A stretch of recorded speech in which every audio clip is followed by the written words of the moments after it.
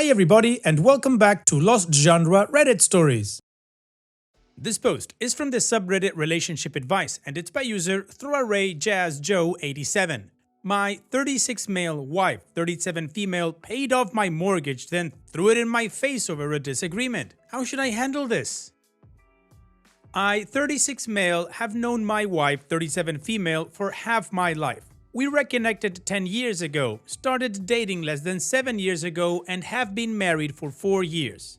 I bought our current house 10 years ago before we started dating and refinanced when rates were below 3%. We were together then and decided to just have me on the loan. I'm a government employee making roughly 120 grand a year, and she works in education making roughly 40 grand a year. A quick rundown of our finances. We joined our finances when we got married. I have roughly $4,000 in credit card debt. She has around $10,000 in credit card debt and auto loan debt. Plus, she brought $50,000 in student loans, currently sitting around $25,000. We came up with a budget and planned to tackle these debts while also investing in retirement plans from our jobs. Then, a year ago, her grandfather passed away and she received around $150,000. She sat down and asked what we should do with the money. With our salary, we can easily pay more than minimums on our debts, plus set aside for retirement and vacation funds. I told her it was her money to use as she wanted. She decided to pay off the mortgage that was in my name. She met with a tax specialist and figured out the numbers. Honestly, this made me cry because it was genuinely one of the kindest things anyone has ever done for me. Fast forward to last Friday. We both get home around the same time and start doing our normal routine after work. We chatted about how work went and relaxed for a bit. She cooked dinner and I cleaned up afterward. I loaded the dishwasher and sat down to play Final Fantasy VII Remake. I'm not a huge gamer by any means. My wife heard me mention that I wanted that game and its sequel that just came out, so she surprised me with them. I told her I'd be playing for roughly an hour, which is how long I usually play before my eyes hurt. She sat down and cracked open a book like usual. It's something we do most days. Roughly an hour later, she gets up and says it's my turn to take out the trash. I replied, okay, give me 5 minutes because I'm fighting this boss. To which she responds, I paid off this effing mortgage and you can't get off your ass to do this for me? I was shocked at this point because she is never like this. We communicated early on in our relationship when she moved into our house that if she wanted me to do something to ask and I would do it. Suppose I was already busy doing something, I would give her an honest timeline on when I could do it. That if she needed it done immediately, then to let me know and I would stop what I was doing and do it. This has worked wonderfully until then. I paused the game, took out the trash outside and just tried to get my anger under control.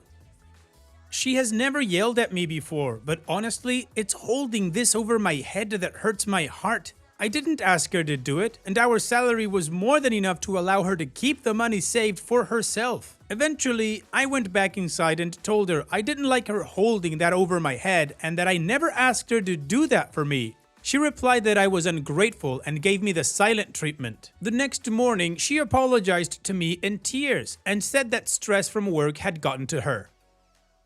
I believe she is telling the truth because some of her students are in abusive homes and child services haven't done anything to protect those kids. This whole issue is wildly out of character for her. My question is, how do I handle this?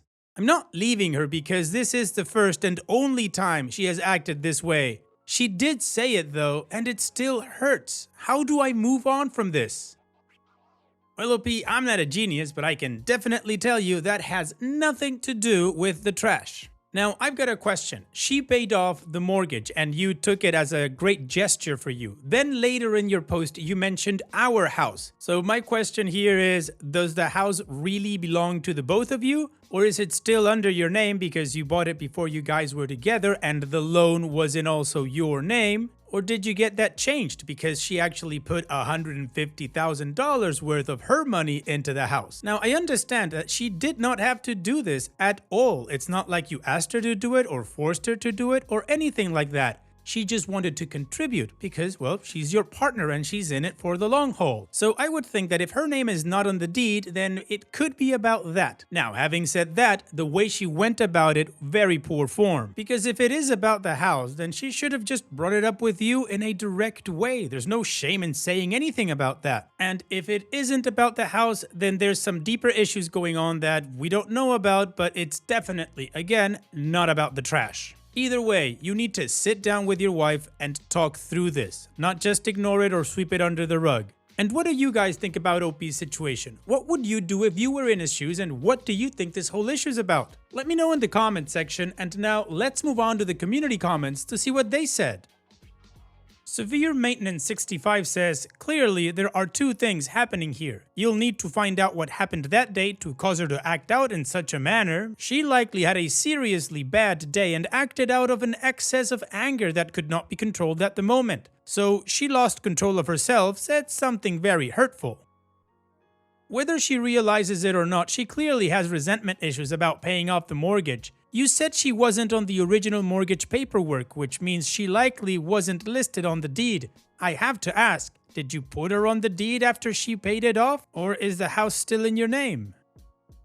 And OP responds, still in my name, and I'm going to fix that and try and talk with her tonight after dinner. She is very remorseful for what she said, and I want to be there and help her figure out why she got so upset.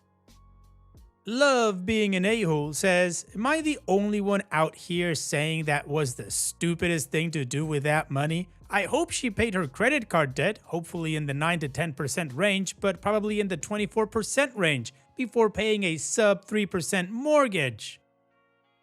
Witty Stock 4913 says, I think you need to add her to the title. She may be regretting it because she technically has no ownership in it, and that would be the appropriate course of action since I'm guessing she has as much into the house by now as you do. Then you guys can discuss relocating the funds that went toward the mortgage to other things. But more fundamentally, I'd ask her if she does regret it and then offer to take a loan back out and reimburse her, because she isn't allowed to hold this over your head, and if she thinks she might again, it's not worth it. And OP responds, I'm all aboard adding her to the title. It's our home after all. Just never thought it to bring it up when we agreed to not add her to the loan when I refinanced. Additional information from OP's comments. As I said in many comments, I'm on it. You are all right. Her name has to be on the deed and I'll get it done. That might be it. It would hurt to think she sees it as just a gift and not a contribution. She's my life partner. Now, about the rest of our debt, they didn't get paid off. I probably should have been more active in pushing for that, but I didn't want to be controlling. I plan on talking to her about all of this tonight after dinner. I would have preferred to pay off the debt, but it was her final gift from her grandfather, so I left it up to her. Because I have a mandatory retirement age, we are balancing paying off debts as quickly as possible and investing for when I am forced to retire. With the mortgage gone, this debt should be gone within the year easily. Our household responsibilities are roughly 60-40, with her having more. We both have stressful jobs. I work longer hours and it's shift work, but I'm always willing to fill in, especially on days when she says, I just need to sit down all day. She does the same for me. We had that conversation because of a previous relationship. My ex wanted things done immediately, and if I didn't do it, she would huff and do it. For example, I was taking a break from mowing the grass, and she told me when she asked me to load the dishwasher that I would do it after I finished mowing and showered. Now, I'd like to mention that I was very grateful when she paid off the mortgage, and we both like to buy gifts for each other randomly. I see her eyeing a book and I'll surprise her with it. She does the same for me. I think her job is just stressing her out, and she has some resentment about not being added to the deed. When she moved in, she basically wanted to do everything. I had lived on my own for years at this point and took care of it. I told her no, that we would both contribute. I love cooking and doing laundry. It took a lot for her to agree to the 60-40 split I mentioned earlier, even though I wanted 50-50. My parents taught me that it's my responsibility as well. So when we had that discussion, it wasn't necessarily in the context of me sitting on my ass playing video games. It was mainly in the context of if I'm working on something in the house, like replacing a shower head, and she needs help with something, to ask me and I'll do it. If I'm almost done with the shower head, I'll let her know. When she got upset, she reminded me it was my turn to take out the garbage, and I said I would in 5 minutes. She had also done this to me when I asked if she could get the gas can when I mowed the lawn. And if she were in the middle of a chapter of a book, she would let me know and then help me.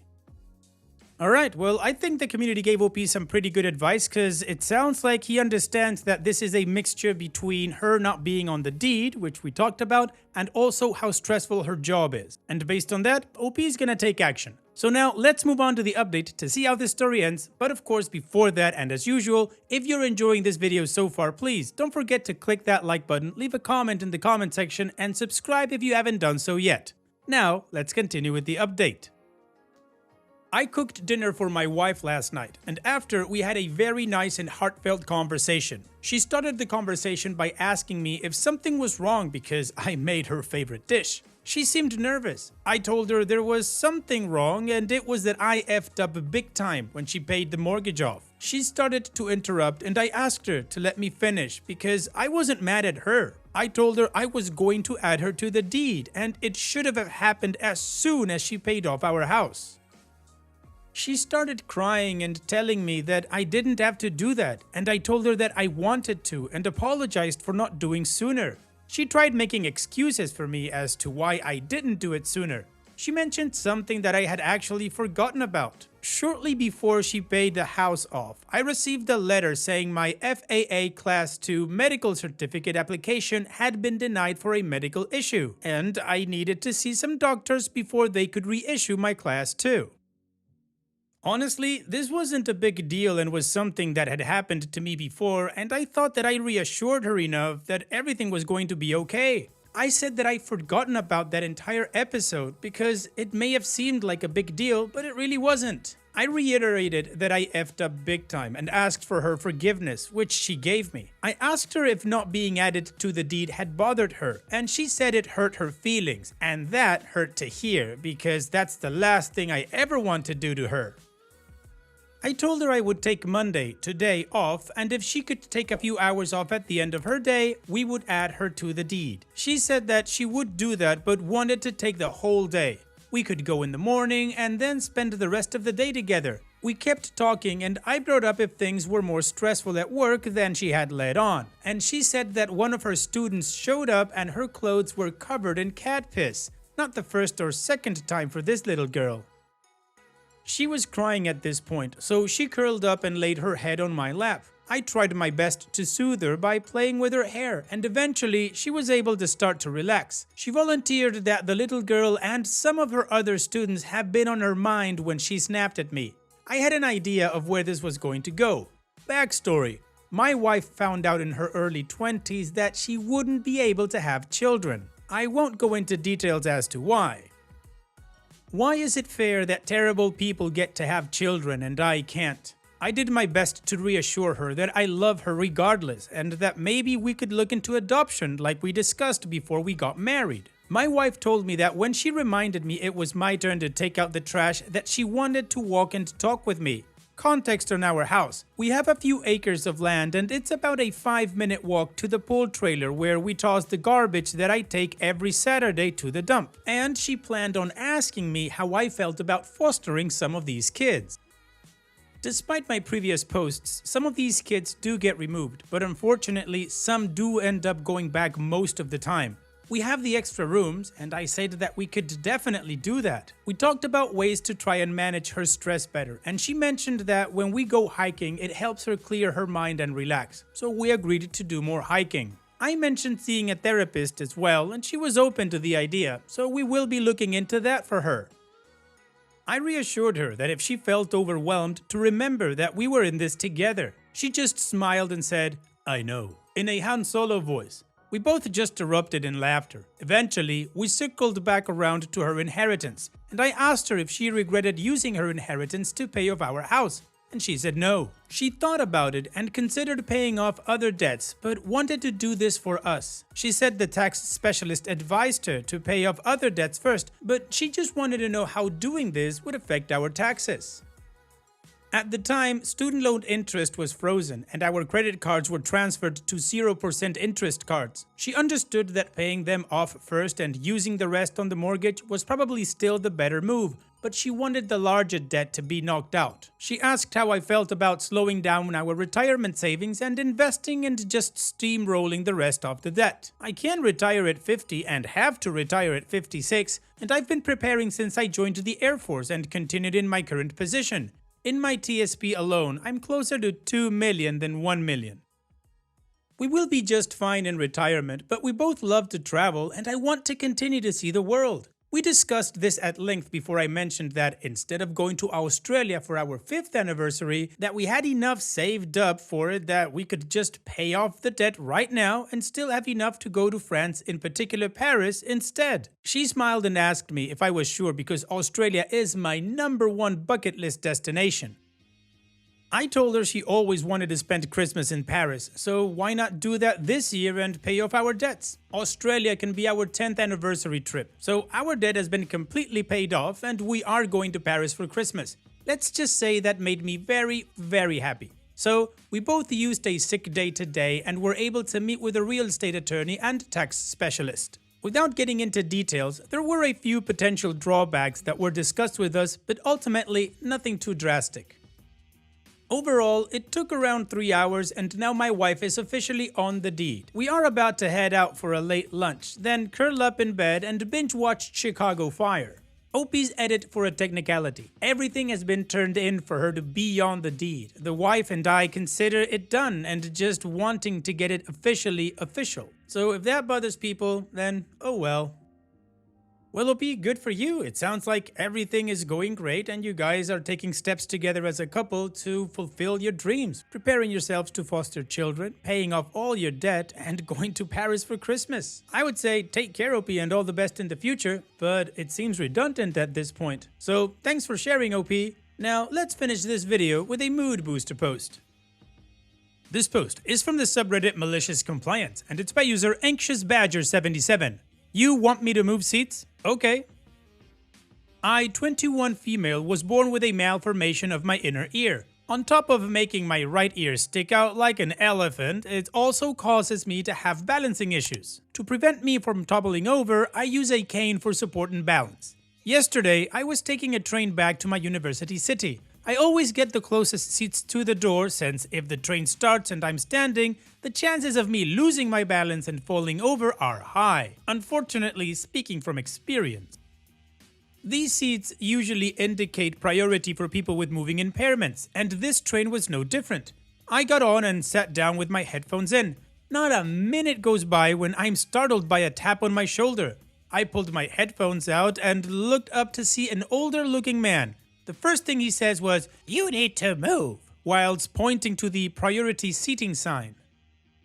I was flustered and was only able to stutter, but I do, before he went away mumbling about not having time for this. I thought that would be the end of it. I was wrong. A minute later, the man came back with a train attendant. He just pointed at me going, "Tell her to give me the seat. I have priority."